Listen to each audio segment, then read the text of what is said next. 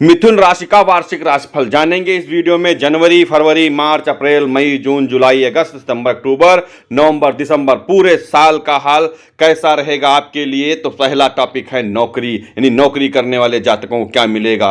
वर्ष 2024 के ग्रह नक्षत्र या बता रहे हैं आज कार्य क्षेत्र में सार्थक से सफलता प्राप्त करना चाहते हैं तो आप असफल अवश्य हो जाएंगे। आपको मेहनत करना है, मेहनत करेंगे तो गुरुदेव आपका साथ अवश्य देंगे और मनचाही सफलता प्राप्त करेंगे।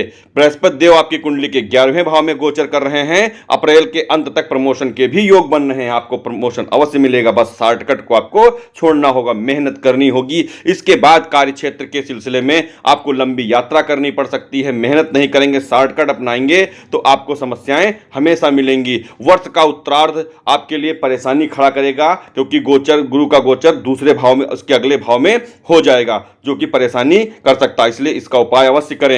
नंबर 2 पर आएगा व्यापार, यानी कि व्यापारी बंधुओं के लिए क्या हाल है। तो सूर्य, मंगल, बुध, शुक्र के चलते व्यापार में उतार चढ़ाव की स्थिति बनी रहेगी। आपको बहुत सोच समझकर, सूझबूझ करके व्यापार करना होगा। साझेदारी का व्यापार है तो इसमें भी आपको समझदारी से काम लेना होगा, ध्यान रखना होगा, अन्यथा आपको परेशानी मिल सकती है। मार्च के बाद आपके व्यापार में ग्रोथ होगी। मई में बृहस्पति के द्वादश भाव में जाने से व्यापार का विस्तार कर सकते हैं, आपको फायदा मिलना प्रारंभ हो जाएगा। बृहस्पति देव आपको नौकरी व्यापार में सहयोग करेंगे।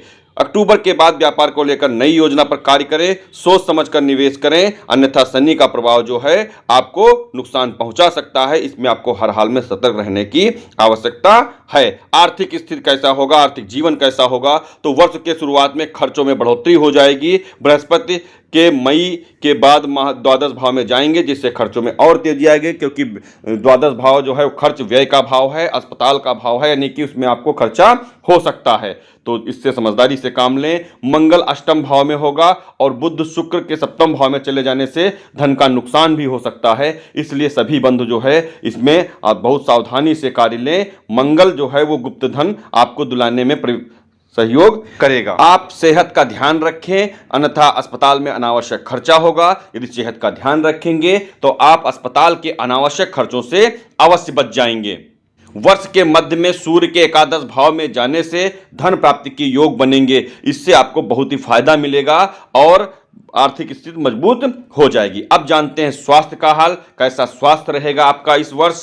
तो शुक्र और बुध आपके छठे भाव में हैं, सूर्य और मंगल सप्तम भाव में हैं, जिसके कारण सेहत कमजोर रहेगी। यानी कि मैं पहले ही बता चुका हूं, सेहत का आपको ध्यान हर हाल में रखना ही रखना है, क्योंकि सेहत अगर जो अच्छी रहेगी तो आप अस्पताल के खर्चे को बचा लेंगे। आप अपनी लाइफ स्टाइल को, बैड फूड हैबिट को, यानी फूड हैबिट जो है उसको हर हाल में चेंज करना होगा, अन्यथा गंभीर रोग से भी ग्रसित हो सकते हैं। आपको कोई ना कोई ऐसा गंभीर रोग मिल जाएगा जिसके चलते ज्यादा खर्च होगा। केतु के चौथे भाव में और राहु के 10वें भाव में होने के कारण फेफड़े में संक्रमण होने के चांस हैं। पेट से संबंधित शिकायत रह सकती हैं, पैरों में दर्द हो सकता है, आंखों की भी समस्या हो सकती है, इसलिए सेहत का विशेष ध्यान रखना है। यह वर्ष आपको सेहत के लिए आपको बहुत ध्यान रखना है, उचित खान पान रखना है। अब आ जाते हैं प्रेम और रोमांस, यानी कि पति पत्नी का लाइफ स्टाइल कैसा रहेगा। पंचम भाव में बृहस्पति होंगे, जिसके कारण आपके लिए यह वर्ष प्रेम संबंध के लिए अच्छा रहेगा, आपसी व्यवहार अच्छा रहेगा। यदि सिंगल हैं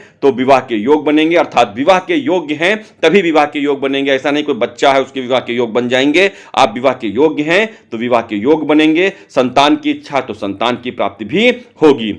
लेकिन चतुर्थ भाव में केतु और दसम भाव में राहु होने के कारण परिवार में थोड़ा बहुत तनाव होगा, इसलिए इनका उपाय करेंगे तो आप शांति बना पाएंगे। उपाय क्या है? पहला उपाय, राहु केतु के बुरे प्रभाव से बचने के लिए छोटा सा उपाय है हनुमान चालीसा का पाठ करना या माता चंडी का पाठ करना, जिससे सेहत में सुधार होगा।